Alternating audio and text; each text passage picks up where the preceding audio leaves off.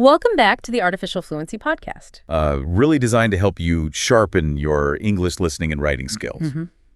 Today, we're sort of on a mission, aren't we, to unlock the secrets to more natural English communication. That's right. Because, many learners feel okay with textbook English. Right. But then they struggle a bit when it comes to, well, real everyday conversations. Exactly. The nuances. Yeah. So we've gathered quite a few sources, a podcast episode packed with real-life stories, another one talking about natural English in daily life, and also some expert insights on common mistakes and, good strategies, all to help you bridge that gap. Perfect. So our goal today is basically to boil down the most practical advice from all this. We want to offer you, our listener, some tangible changes you can actually make. Actionable stuff. Yes. Things for your morning routine, maybe some mindset shifts that can lead to real, noticeable progress in your English fluency. So let's dive in. Okay. So first up, we've got insights from the Intermediate English Practice podcast. And it really highlights something important. The power of real stories in language learning. It's a good reminder that learning a language isn't just about, memorizing words or grammar. It's more than that. It's deeply connected to understanding emotions, context. Take David's treehouse story, for example. The words were one part, sure, but the way he told it, his tone, those little pauses he used, the emotion you could hear, that really made the story come alive, and it actually helps you understand better. Absolutely. It shows that language is so much more than just definitions in a dictionary, isn't it? Totally. It's about that human connection. And Mark, the journalist, his experience really backs this up. Oh, yeah. Tell us about that. Well, he found that when he really listened, properly listened to personal stories during interviews, even when it meant going off his list of questions, he actually learned much more. It just shows the value of being present, actively listening in a conversation. Yeah, and what's fascinating there is how much learning happens in those, unscripted moments.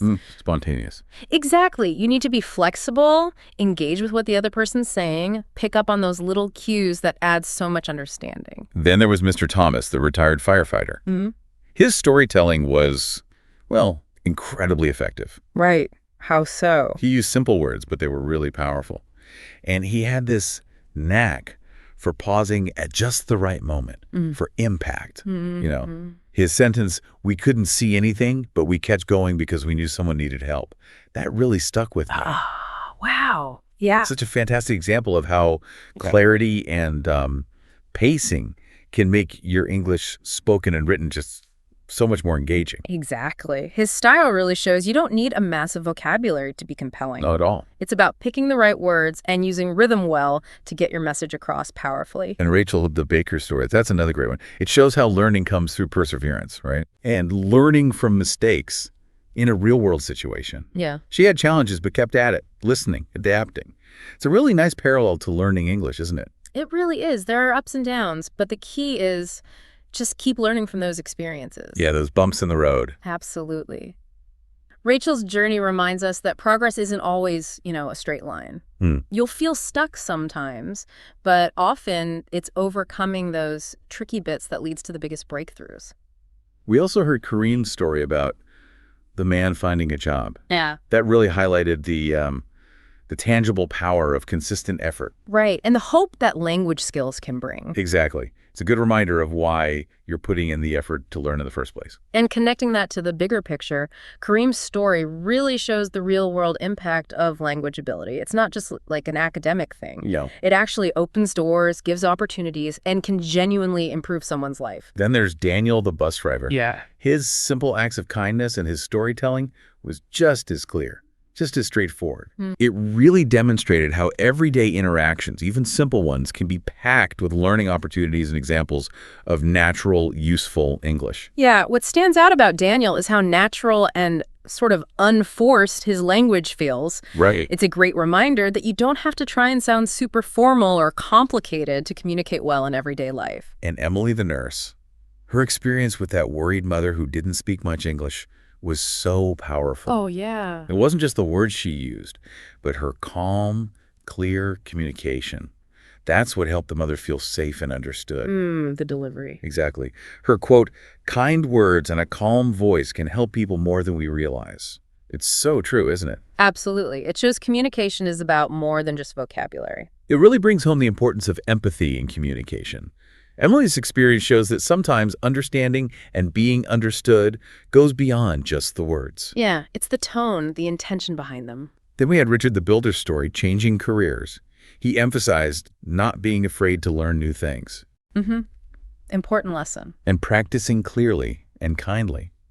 Those are such valuable lessons for language learning, too. Richard's story really underscores that learning is ongoing, isn't it? Whether it's a new job skill or a new language. Yeah. Approaching it with an open mind and just being willing to practice, that's key. Anna, the grocery store worker, her interaction with the customer who didn't get the word aisle.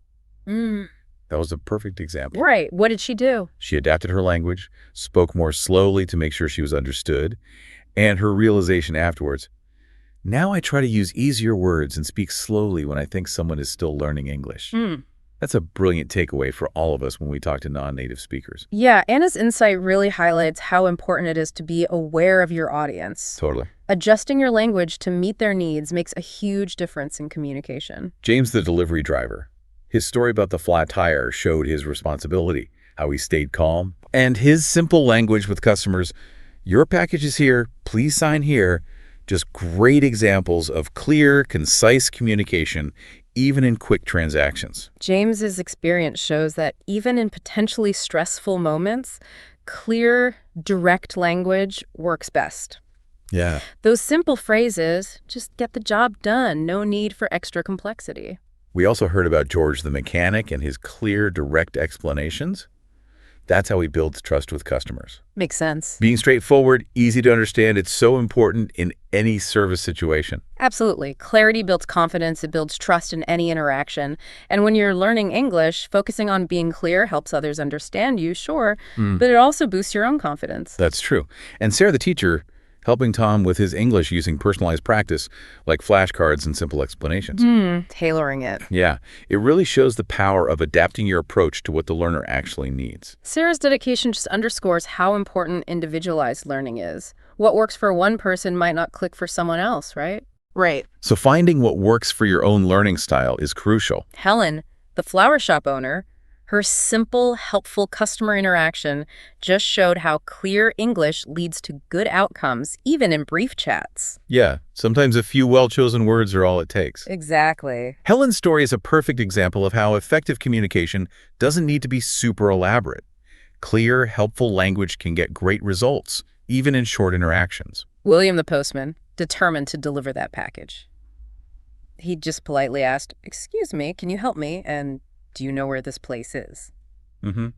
Simple questions. It just reinforces the power of asking for help when you need it, using clear, polite language. William's initiative highlights that proactive role you can take as a learner. Yeah, don't be afraid. Exactly. Don't be afraid to ask for help using simple phrases. It's a powerful way to learn and just navigate new situations. Emma the baker, she was so friendly and helpful with that nervous customer, Peter. Using simple questions like, "Good morning, how can I help you today?"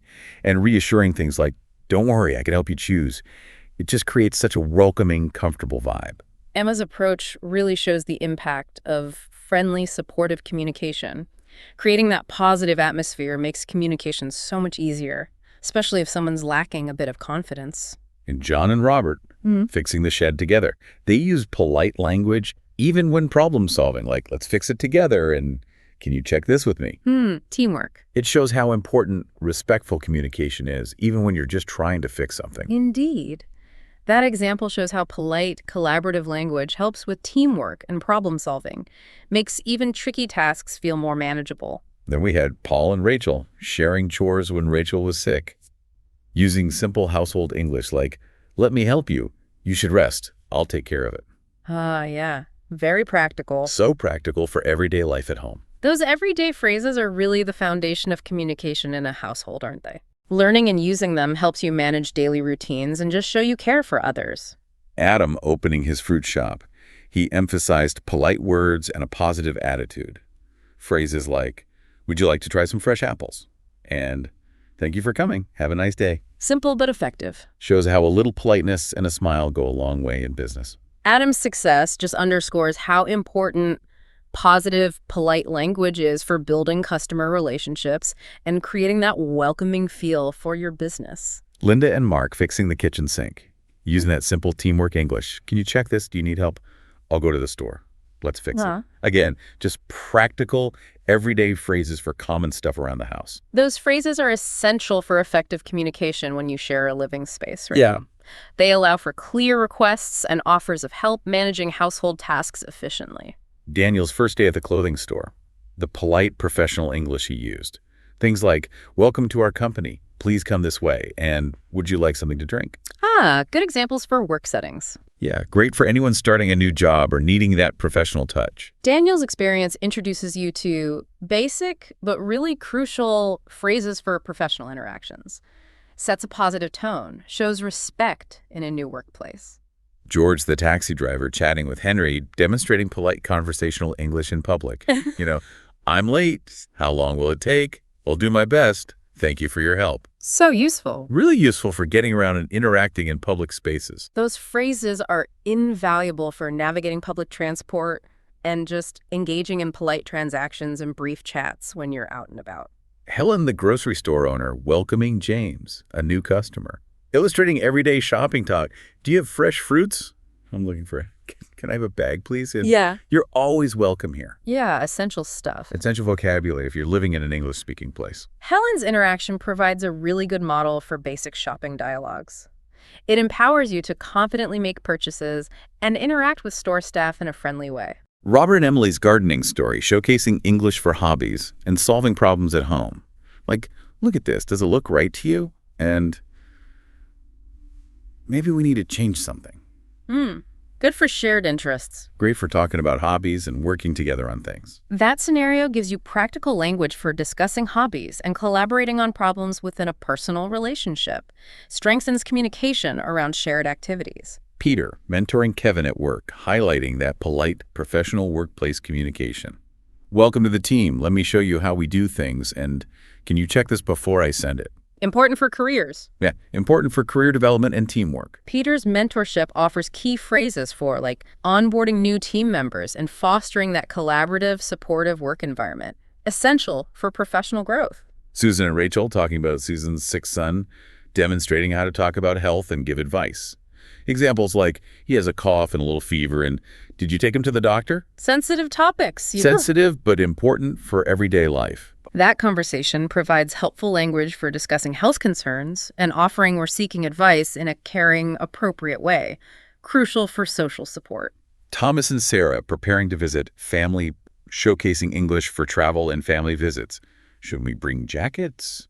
Do they need anything? And it's great to be here. Useful for social trips. Yeah, useful for social interactions and travel planning. That scenario offers practical phrases for planning travel and engaging in polite greetings and inquiries when visiting family and friends. Adam, the delivery driver, interacting with Claire, illustrating typical conversations with service workers. How can I help you? Is that possible? And I'll be there in 30 minutes. Good to know those. Good for everyday transactions and dealing with services. Adam's exchange provides essential phrases for interacting with delivery services and making inquiries or requests efficiently and politely. Daniel and James working as electricians, demonstrating clear, polite English in service situations. We'll take a look and let you know, and this wire is not connected properly. Important for both sides. Important for giving and receiving services, ensuring clear understanding. That interaction offers useful language for service pros explaining their work and for customers understanding technical issues. Emphasizes clarity and professionalism. Edward and Rebecca's friendly small talk at their grocery shop taught how to talk about food and welcome customers. Do you bake the bread here? And welcome to the area. Nice community building. Great for building community and local connections. Edward and Rebecca's conversation demonstrates the importance of friendly greetings and simple inquiries in creating that welcoming atmosphere in a local business and fostering community. Anna the nurse, interacting with Mr. Johnson, illustrated polite, clear language in healthcare. I've been having some pain, and can you describe the pain? Crucial for healthcare. Crucial for effective patient-doctor communication, getting the right help. Anna's dialogue provides essential phrases for patients describing symptoms and for healthcare professionals gathering necessary info with empathy and clarity. Benjamin and Laura preparing for a family dinner, useful for learning English about cooking and hosting. Can you help me with the vegetables? And do we have enough plates? Practical for home entertaining. Practical for social gatherings at home. Coordinating tasks. That scenario offers practical language for coordinating meal prep and making sure guests are comfortable when you're hosting. Makes social events go smoother. Andrew, helping Sam at the construction site, showed how to give and ask for help at work. Do you need help? And that helps a lot. Essential for teamwork. Essential for teamwork, on-the-job learning, collaboration. Andrew's interaction highlights how important it is to offer help and show gratitude in a workplace. Fosters collaboration and support among colleagues. Emily and Susan's neighborly kindness highlighted helpful language and offering support. Would you like some? That would mean so much to me. Building community. Great for building those neighborly relationships and showing you care. That exchange demonstrates simple yet powerful phrases for expressing kindness and offering or accepting help within a neighborhood, strengthening community bonds. David, the bus driver's encouraging words to Oliver, taught how to speak kindly, like first day at a new school, and just be yourself. Important social skill.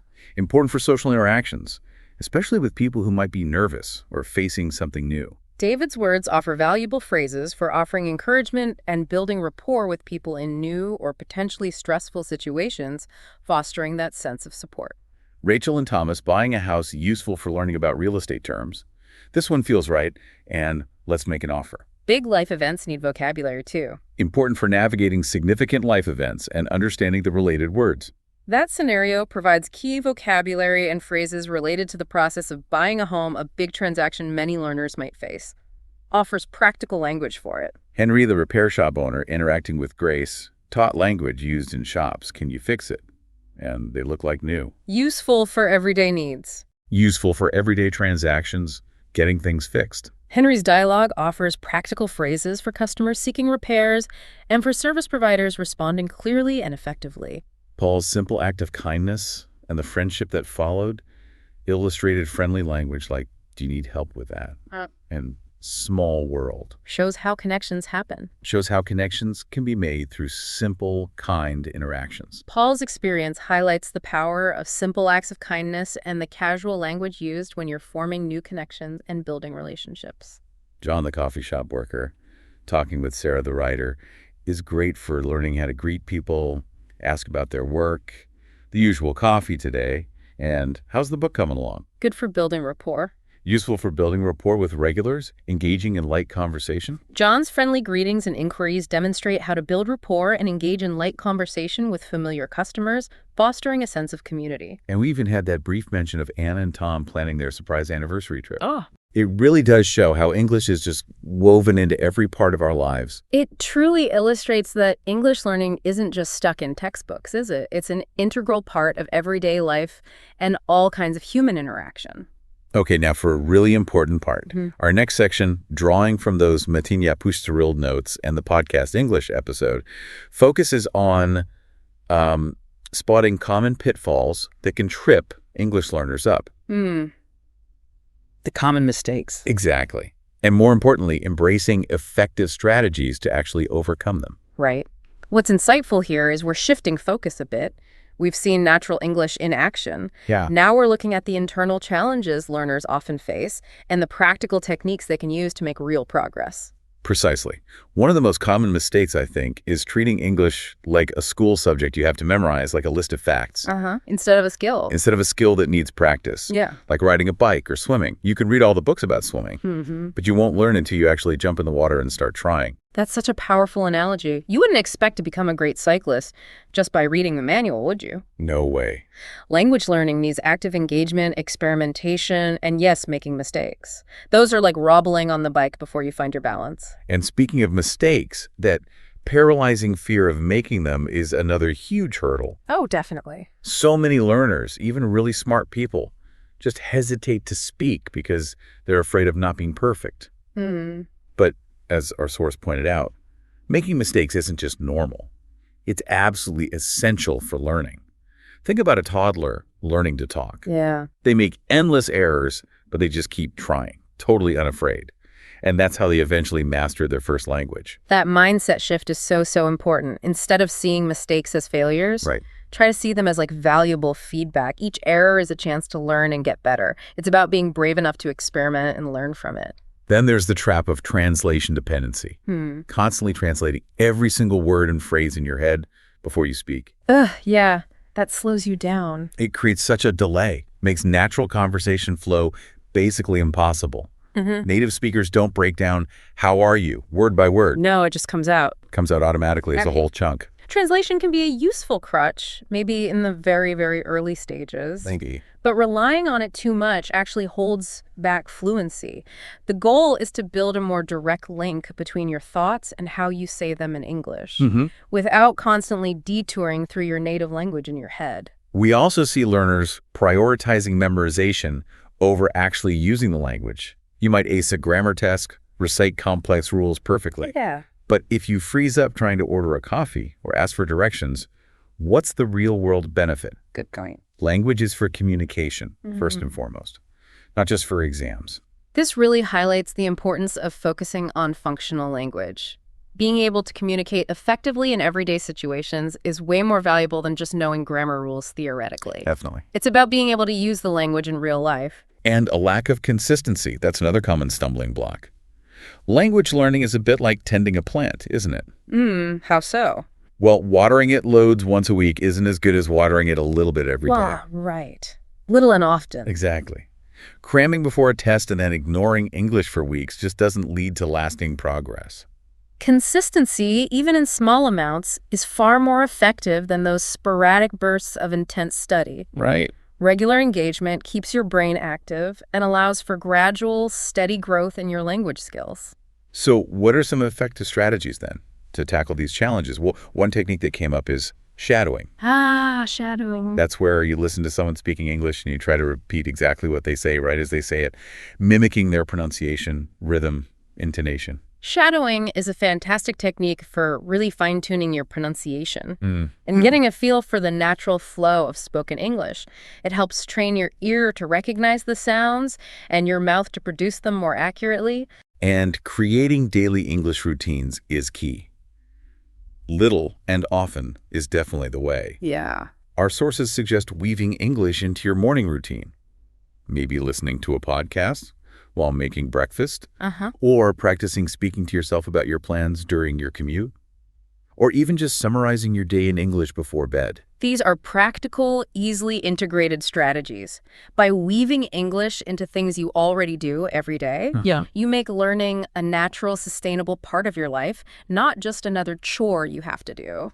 Speaking of mornings, that podcast English episode showed some really natural vocabulary we use for morning routines. Instead of just, I eat breakfast quickly, you might hear. What? Like, brrr, I grab something quick for breakfast, or I usually just have toast and coffee. And for those of us who aren't morning people, Like for you. phrases like, I'm always rushing out the door, or I'm not really a morning person, so I keep hitting snooze, are super relatable. Those examples really show how native speakers use more informal, descriptive language in everyday chat. Learning these natural phrases can make your own English sound much more authentic, less like it came straight from a textbook. There was even a little role-play conversation, using expressions like early bird, sleep in, running late, dashed out the door, and sets me up for the day.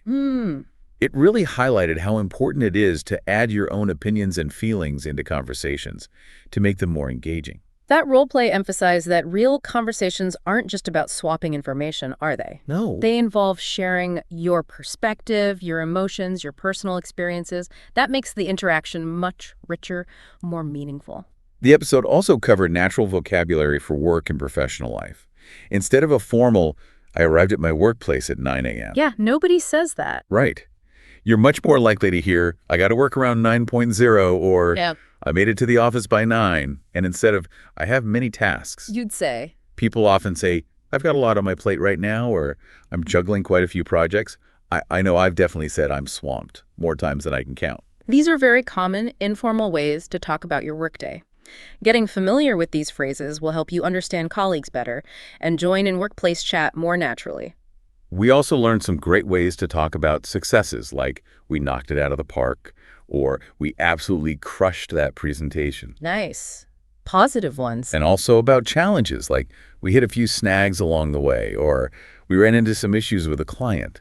And let's not forget phrases for being really busy, like putting in overtime and get everything sorted, and even getting recognition, like someone gave me a shout out. These expressions really add color and nuance to workplace communication. Understanding and using them makes your professional interactions sound more natural and helps you connect better with colleagues. The episode even explains some more modern workplace terms like all-hands meeting. Right, the whole team. Yeah, meeting for the whole company or department. And hybrid work, where you split time between the office and home. Important to keep up with those. It is. You have to keep up with how language evolves in different contexts. Absolutely. Language adapts to reflect changes in society, in the workplace. So staying current with these terms is vital for effective professional communication today. Then we moved on to natural vocabulary for household chores and errands. Instead of a formal, I need to clean my house, you're more likely to hear. What? I need to vacuum. Exactly. I need to vacuum, I've got to do the dishes, or the bathroom needs a good scrub. And laundry. It's often throw in a load of laundry, or I've got a pile of laundry to tackle. These specific, often informal phrases are essential for everyday chats about managing a household. They're the kind of language you'll hear and use all the time. For running errands, we learned phrases like, I've got to run some errands today, or I'm going to try to knock out a few errands this afternoon. Knocked out errands, yeah, I use that. Me too. With examples like picking up groceries, dropping off the dry cleaning, and swinging by the pharmacy. And who hasn't said, I need to get around to something? Or I've been putting off a certain task. Guilty. These expressions are key to discussing daily tasks outside the home, managing your to-do list. Phrasal verbs like knock out and swing by are particularly common in natural spoken English. We even touched on adulting. Adulting. Doing all those responsible adult tasks, often said with a bit of humor or irony. Definitely a term you hear a lot these days. Adulting is a great example of how language reflects cultural trends and shared experiences, especially for younger generations navigating adult responsibilities. Next up was natural vocabulary for food and eating habits. Instead of a simple, I ate breakfast, you might hear, I grabbed a quick bite, or I had my usual. And for dinner, I'm grabbing dinner with friends, or we're going out for dinner, or even I'm throwing together a quick stir fry.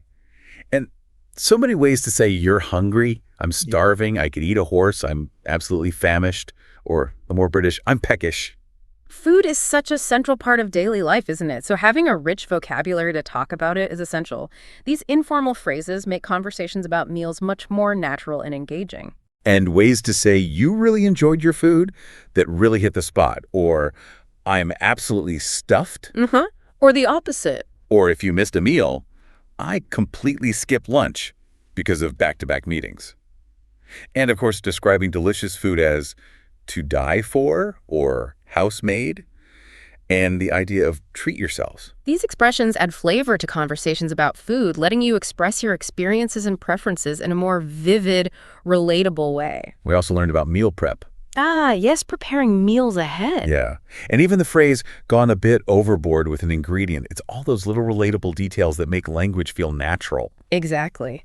Everyday conversations often revolve around these small details and shared experiences. Makes the language more engaging and memorable for everyone. Finally, we covered natural vocabulary for leisure activities and free time. Instead of a formal, I watched television yesterday evening, You'd say, you might hear, I just vegged out on the couch watching Netflix, or I binged the new season, and for being active, I got some fresh air, or I needed to stretch my legs. If you enjoy reading, you might say, I'm a bit of a bookworm, or I'm really into sci-fi novels right now. talking about leisure activities is a key part of social interaction. These phrases help you connect with others over shared interests and experiences in your downtime. And so many ways to talk about socializing, hanging out with friends, catching up with an old colleague, meeting up for drinks, or having people over. Making plans? For making plans, I'm meeting up with some friends for brunch, or I might check out that new exhibit. And who hasn't said, if the weather holds up? Classic. These expressions are fundamental for making and discussing social plans, vital for integrating into an English-speaking community and building relationships. We also heard I could use a change of scenery. It's been all work and no play lately, and I've basically been living at the office. Relatable. And the idea of a weekly escape with a hobby even if you're still terrible at it, but it's so relaxing. The struggle to exercise? Oh, yeah. The classic struggle, hard to find the motivation, and tomorrow never comes. Maybe needing a running buddy, asking someone to take pity on me. And let's not forget worth a shot and the biggest regret of my life. So many relatable phrases capturing the human experience. These expressions really capture the nuances of discussing leisure time. The joys, the challenges, the often funny realities of trying to relax and pursue hobbies. We also briefly touched on the social function of small talk and that cultural aspect of using self-deprecating humor, making light of your own flaws. It's a way of being relatable. Avoid sounding boastful sometimes. Small talk and self-deprecation are important social tools in many English-speaking cultures. They help build rapport, make conversations more comfortable and engaging. And just a quick note on understanding that balance between privacy and openness in conversations. Right, and formality levels. Yeah, how formality can change depending on the workplace. It's not just about the words, but also understanding the social context. Cultural awareness is such a crucial part of effective communication. Understanding those unspoken rules really helps learners navigate social and professional interactions more smoothly, avoid misunderstandings. All right, let's move on to our final section. This offers some really practical ways you can implement a powerful morning English routine inspired by the To Improve Your English episode. Okay, actionable tips. Yes. The key message here is that even making a few small, consistent changes in the morning can lead to significant improvement over time through repetition and by getting your brain into English mode right from the start of the day. This section gives some concrete, actionable advice on how you can leverage those morning hours for consistent English practice, maximizing the impact of even small efforts. We heard about Daniel's success. He simply listened to short English podcasts and repeated phrases while having his coffee. Simple habit. So simple. But he found it really improved his listening comprehension and even made his writing sound more natural. It's such an easy way to start the day immersed in English. By integrating listening and repetition into an existing routine, like having coffee, Daniel made English practice feel natural and enjoyable, not like an extra task. And Sarah made a habit of listening to short stories in English, then writing down the main points and any new vocabulary while she was getting ready for work. Efficient. Really efficient, working on listening and writing skills at the same time. Talk about multitasking for language learning. Sarah's method shows how you can combine different skills: listening, writing in a time-efficient way, capitalizing on moments that might otherwise be less productive for learning. The episode encourages everyone to try dedicating even just 10 to 15 minutes each morning to some form of English practice. Doesn't sound like much, but... Exactly. Whether it's listening to podcasts or short videos or doing some writing, jotting down plans, writing a short story, it really emphasizes the power of small, consistent efforts. The focus on short, manageable sessions makes incorporating English learning feel less overwhelming, much more achievable as a regular habit. We also heard about Tom. He improved his professional email writing by practicing writing one short email in English every morning. Focused practice. Yeah, really focusing on getting the grammar and expression clear. It's a great way to target a specific skill you want to improve. Tom's focused practice on emails highlights the benefit of tailoring your morning routine to your specific learning goals, addressing areas where you want to see improvement.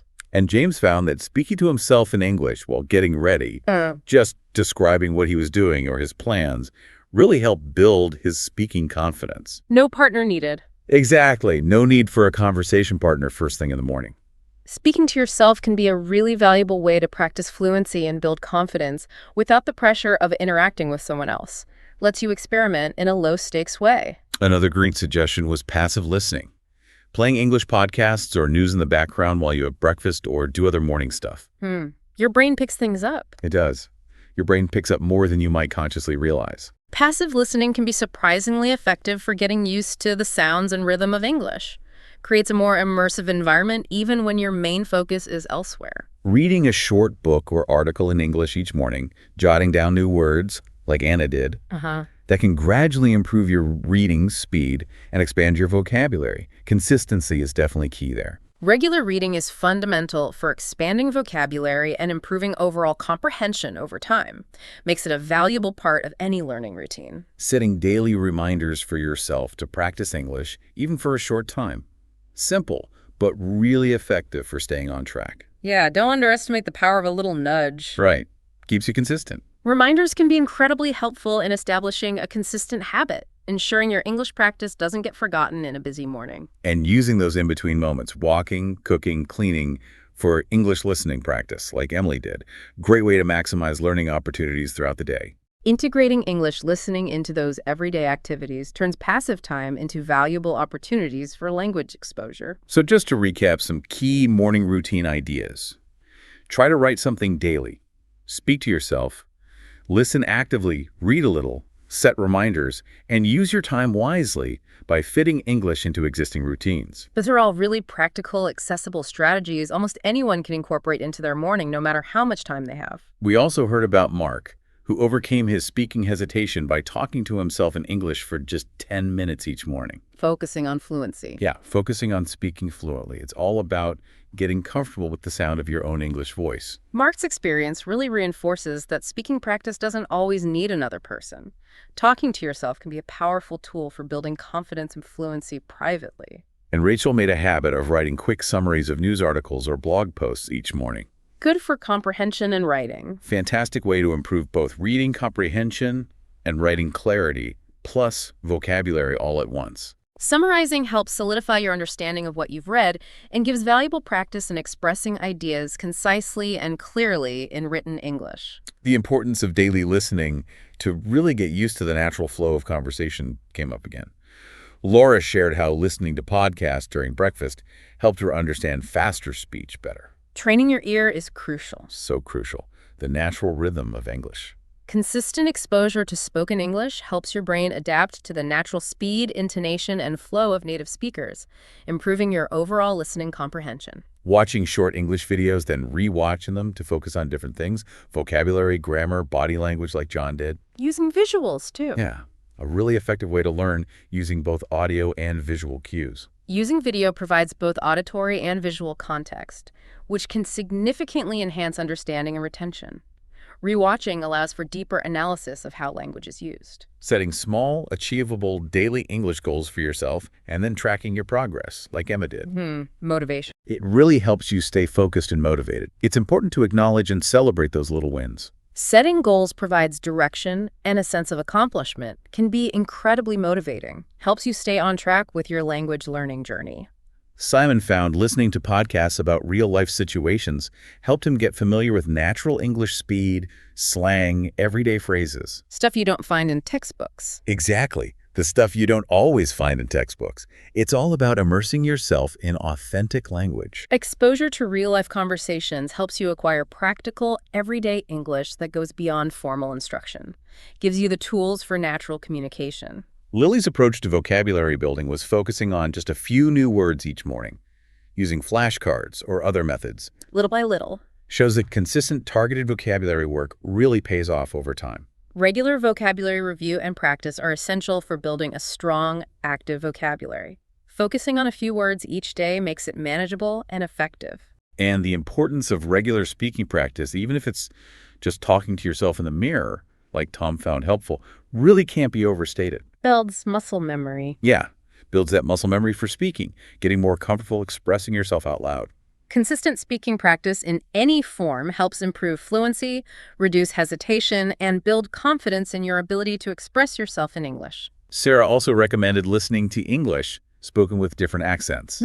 Good idea. Helps improve your adaptability, makes it easier to understand a wider range of speakers you might meet. Exposure to diverse accents enhances your listening comprehension and prepares you for real-world interactions where you'll encounter people speaking English in various ways. The power of consistent small actions every single day was really emphasized again and again across our sources. It's not about huge leaps. Not at all. It's about steady, persistent progress over time. Cumulative small efforts really do lead to significant long-term improvement in language learning, makes consistency a fundamental key to success. Robert found starting a daily journal in English, even with simple entries, was fantastic for building writing fluency and overall confidence. Low-pressure writing practice. Yeah, expressing his thoughts in English. Journaling provides a low-pressure environment for practicing writing skills and expressing personal thoughts and experiences in English. Emma suggested practicing mindful listening, really focusing on the sounds, pronunciation, the overall rhythm. Tuning in. That can really enhance your awareness of the nuances of the language. Mindful listening cultivates a deeper understanding of the sounds and patterns of English, which can significantly improve both comprehension and pronunciation. And Sarah found using flashcards for vocabulary memorization and recall was a tried and true method that helped her expand her lexicon effectively. Flashcards work. They do. Flashcards are a really effective tool for reinforcing vocabulary learning through repeated exposure and active recall.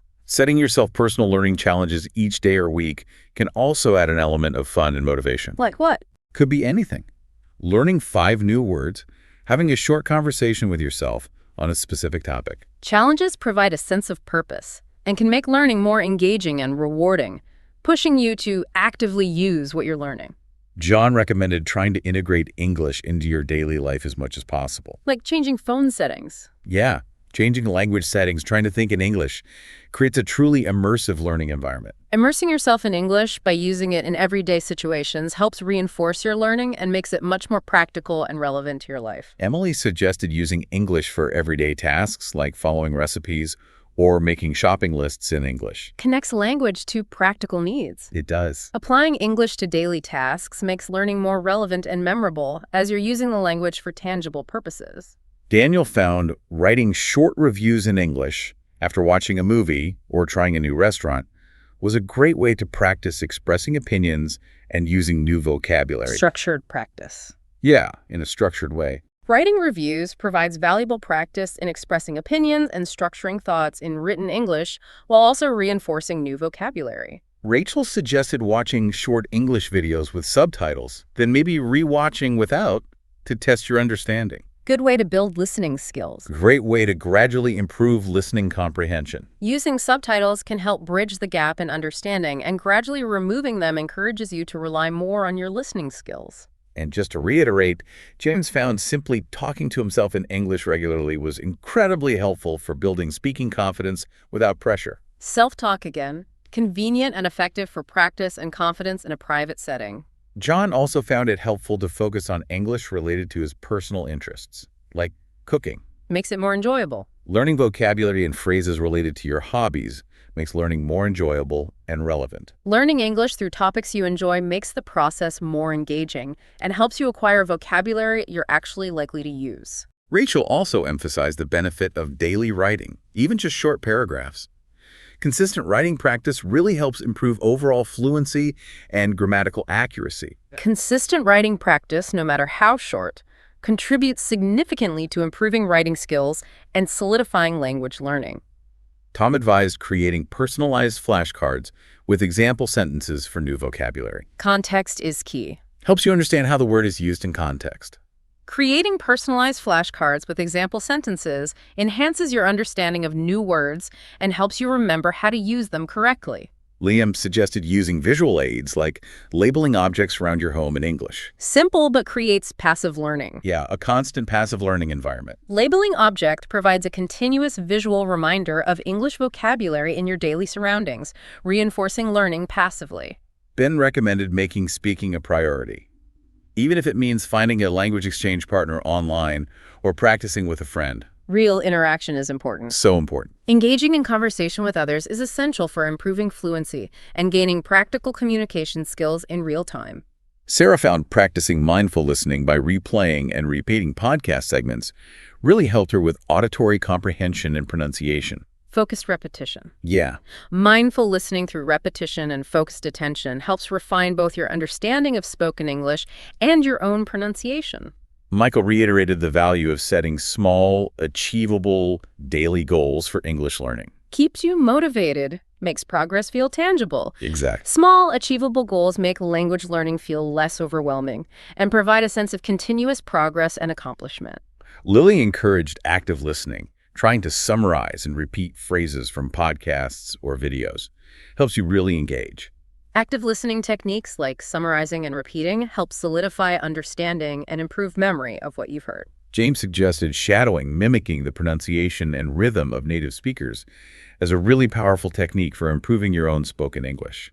Shadowing is an effective method for refining pronunciation and developing a more natural, fluent speaking rhythm. Sophia recommended reading aloud regularly, really focusing on clear pronunciation. Connects written and spoken word. Helps you connect the written word with the spoken sound. Reading aloud improves articulation, builds speaking confidence, and reinforces the connection between written and spoken English. Robert advised trying to create a language immersion environment at home by surrounding yourself with English as much as possible. Maximizes exposure. Yeah. Creating an immersive environment accelerates language acquisition by maximizing your exposure to English in daily life. Sophia also suggested visualizing yourself using English confidently in different situations. Mental practice helps. Mental practice can be a powerful tool for building self-assurance. Visualization can boost confidence and create a more positive mindset towards using English in real-world situations. David recommended practicing listening for the key details rather than trying to understand every single word, especially with things like news podcasts. Gets the main idea. Less overwhelming. Improves overall comprehension skills. Focusing on main ideas rather than getting bogged down by every unknown word improves overall listening comprehension and reduces feelings of overwhelm.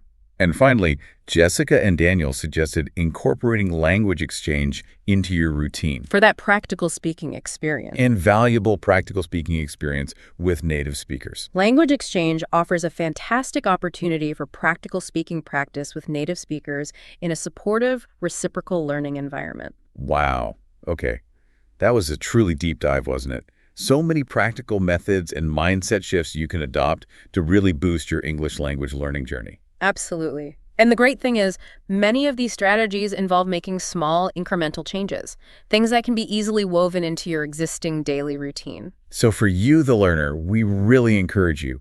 Pick just 1 or 2 actionable tips from this deep dive. Maybe try incorporating some of that natural vocabulary we talked about. Or set a simple reminder for, say, 10 minutes of listening practice each morning and start implementing them tomorrow. Remember, even small steps taken consistently lead to significant progress. It's really fascinating to think about how these consistent small efforts integrated into your daily routine can compound over time. You know, consider what level of English fluency might feel like a distant goal right now, but could actually become a reality through this kind of sustained, focused practice.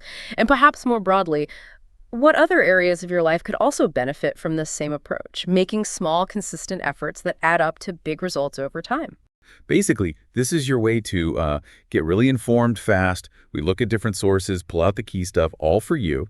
Today, we're diving deep into improving your everyday English fluency, something lots of you are working on, right? We're using some really helpful YouTube content from the English Pod community as our guide. Yeah, and for you, the learner, our goal here is simple. We want to give you practical tips, relatable stories from these videos, stuff you can actually use to speak more fluently, more confidently, day to day, without getting totally swamped with info. Exactly.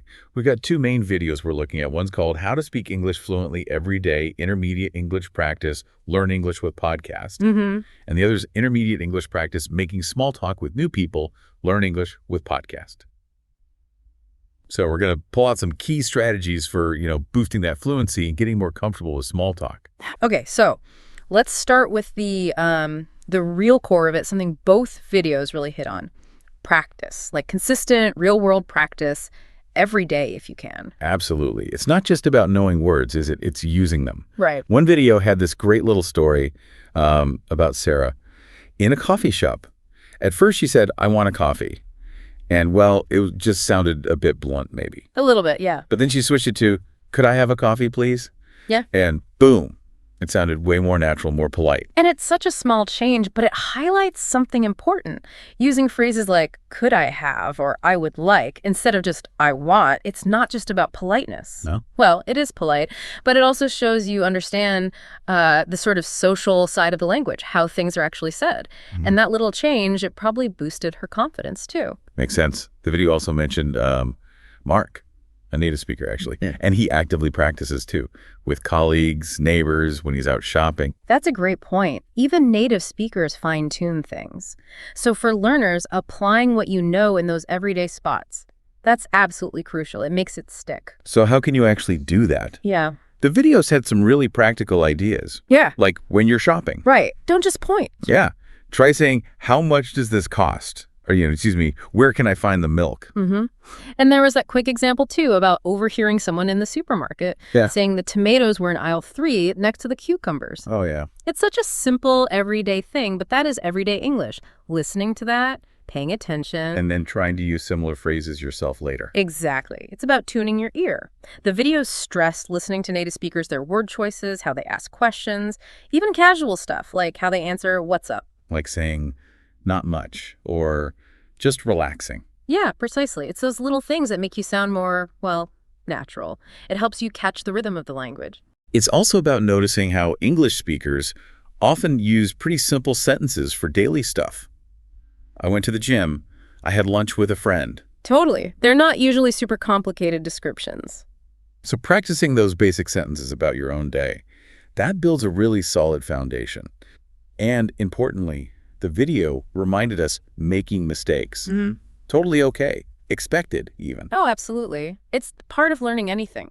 The speaker mentioned her husband, how he improved just by keeping at it, mistakes and all. Which is really encouraging. But, okay, getting that practice can be tough. Yep. One suggestion from the sources was finding a language partner. Yes, that's a big one. Doesn't have to be formal tutoring, just someone to chat with in English regularly. A friend, a colleague, maybe someone online. Just consistent conversation, even short bursts. Right. Low pressure, good for trying things out. And even if you're on your own, there are ways. The video suggested talking yourself through your morning routine. Out loud. Like, okay, I'm waking up now at 6:30, I'm going to brush my teeth. Yeah. It sounds a bit weird maybe, but there was that story about Emily, the nurse. She did that while getting ready, talked to herself in English. And it helps you start thinking in English, doesn't it? Instead of translating everything in your head. Definitely. The videos also said to try describing your afternoon. "I go to work. I'm eating lunch now. I need to study English later." Just saying simple sentences out loud, it really reinforces things. We also heard about James. He made a real effort at work, writing emails in English. Using simpler English with colleagues. And even just 5 minutes of English chat with his wife every day. Yeah. Little things adding up. That's the key, consistency. Another idea was describing your surroundings. Like, look around your kitchen. Okay, here's the table. The fridge is over there. This is where I cook. There was that example of Daniel, who apparently described his house in English for 2 minutes every morning. Made it a habit. It's like creating your own little immersion bubble, isn't it? Exactly. Even if you're not in an English-speaking country, you're actively using the language with your environment. They also suggested role-playing simple things, like pretending someone's visiting. "Hi, welcome. Please sit down. Would you like some water?" Simple scenarios. Wow. Or even trying short chats in English with family. Yeah. And I like the story about Thomas. He was shy, but he pushed himself to talk about his job in English every day. And that built his confidence over time. It shows that pushing through that initial discomfort really pays off. So maybe a little task for you listening. After this, just try speaking English for 1 minute about anything simple. See how it feels. Okay, so that's daily practice. But how do you take it deeper? Really weave English into the fabric of your day. The videos had some thoughts on that too. Yeah, moving beyond just dedicated practice time, like describing what's happening around you as it happens. Right, if you're out for a walk. Say what you see. "The sun's shining today. Lots of people in the park. That dog's running fast." There was that story about Steve, remember? He felt awkward describing his apartment at first. Oh, yeah, I can imagine. But he stuck with it. And eventually it just flowed, became natural. And that's because it forces you to think on your feet, right? Find the words, make these sentences, connect language to what you're actually seeing or doing. You don't need a perfect moment. Just talk about what you're doing. Cooking dinner. Okay, boiling the water, now adding the pasta. Need to stir this. Turns a chore into practice. It's like narrating your life in English. The videos also mentioned describing objects or even future plans. Simple stuff. This is my favorite mug. Tomorrow I think I'll go to the market. And remember Julia, the English teacher, she recorded herself talking about random things. That's a brave thing to do, listening back to yourself. But apparently it really helped her pinpoint where she needed to improve and track progress. Self-reflection. It's powerful. Another idea was pretending to teach something in English, like a recipe. Oh yeah, that forces you to be clear, step by step. Good practice. And setting small goals helps too, like deciding, okay, this week I'll practice talking about my hobbies in English. I really enjoy reading. Yeah. My favorite author is Little Bits Build Up. And listening, of course. Huge part of it. The speaker's husband, Peter. Right, listening to podcasts daily. And he started just naturally picking up phrases like, "Could you please pass the salt?" Because he was hearing them used authentically, over and over. That consistent input is gold.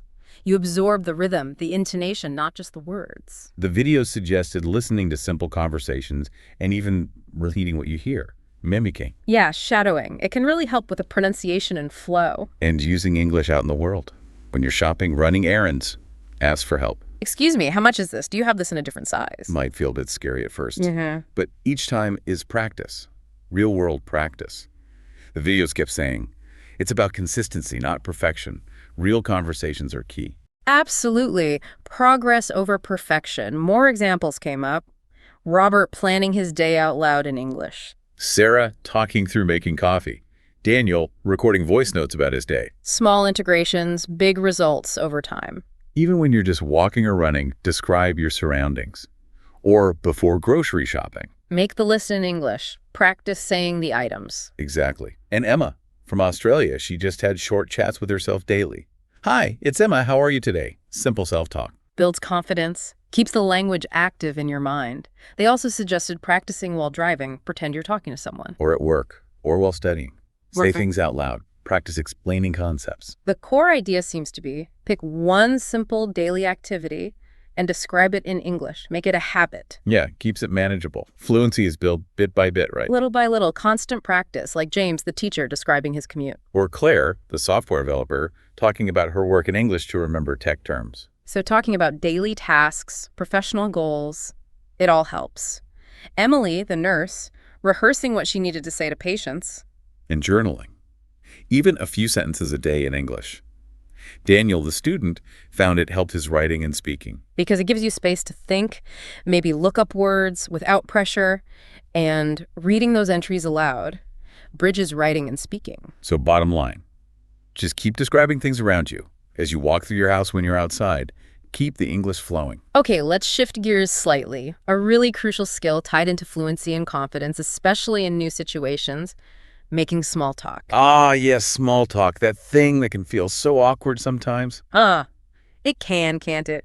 But the second video really focused on this, arguing that knowing how to just start a simple chat is huge for your English skills, both speaking and listening. Makes sense. If you can break the ice, you get more practice. The video asked, think about when you meet someone new. What do you usually say? It's a good question to ask yourself. Then give a really simple example at a party. Hi, I'm Natasha. How you doing today? Straightforward, friendly, open. It works because it's simple and direct. You don't need some amazing opening line. Right.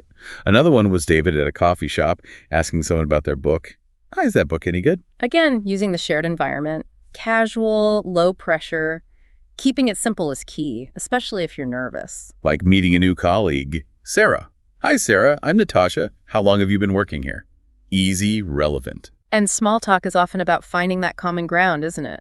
The video mentioned common topics, weather, hobbies, weekend plans, simple stuff. Like meeting Tom at a barbecue.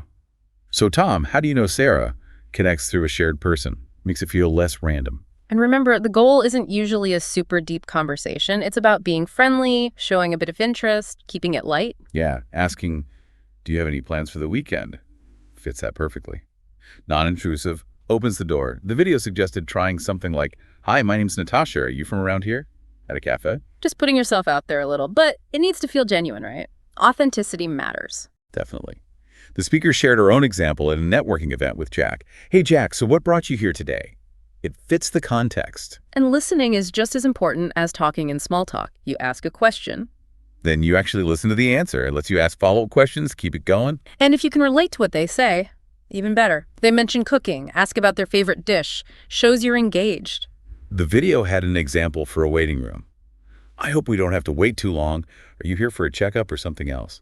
Shared experience breaks the silence. Or mentioning something current but casual, like a new restaurant opening up. It's all about connecting in a simple, friendly way, not trying to impress. At a wedding, meeting Maria. Hi, Maria. How do you know the bride and groom? Natural question for the setting. And keep the conversation flowing. If someone asks about your job, give a bit more than one word. Maybe mention your hobbies if it feels right. Meeting a new neighbor. Alex. How long have you lived in the neighborhood, Alex? Welcoming, easy. Even tiny interactions count. Someone drops something at the store. Help them pick it up. Here you go. Long lines today, huh? Friendly, quick connection. Small talk happens at work, too. New job? Meet Lisa. Hi, Lisa. I'm new here. How long have you worked at this company? Polite intro. The speaker mentioned being at a community meeting, asking Mark, "Hi, have you been to one of these meetings before?" Simple questions work best. See someone with a cute dog? That's a cute dog. What's their name? People love talking about pets. And if you are shy, the video had a good pip. Maybe prep a couple of easy questions beforehand. About work, where they live, recent fun activities. Just having a backup plan can ease the nerves. Like meeting your spouse's friend, Rachel. Hi, Rachel. Nice to meet you. Partner's name talks about you often. How do you two know each other? Polite shows connection. And remember, even really short chats are good practice for speaking and listening. Like meeting your cousin's wife, Anna, at dinner. Hi, Anna. Lovely to meet you. How was your trip here? Nice and easy. You can also just comment on your surroundings, waiting for a bus, at the dentist. The speaker asked Paul at the community center, "Have you been to this class before?" It all helps you feel more comfortable, connect a bit, and builds that speaking confidence. And sometimes, like the example with Clara at the doctor's office with her daughter. She's adorable. How old is she? Yeah. Sometimes just a simple, kind comment is the perfect way to start a brief, pleasant interaction. Okay, so to wrap up our deep dive into the English Pod community sources. The main takeaways seem to be practice consistently, every day if possible. Right. And consciously integrate English into your daily life. Narrate your actions. Describe your surroundings. And don't shy away from small talk. Use those opportunities to practice speaking and listening in real situations. Absolutely. And remember, fluency isn't some finish line you cross. It's a journey. Keep practicing. Be kind to yourself. And notice your progress. That's important too. Yeah. So maybe a final thought for you to consider. What's just one small way you could add a bit more English practice into your routine starting today? And maybe pay attention to those small talk moments. See how they can open doors to connection and learning you didn't expect. Great thought. Thanks everyone for joining us for this deep dive.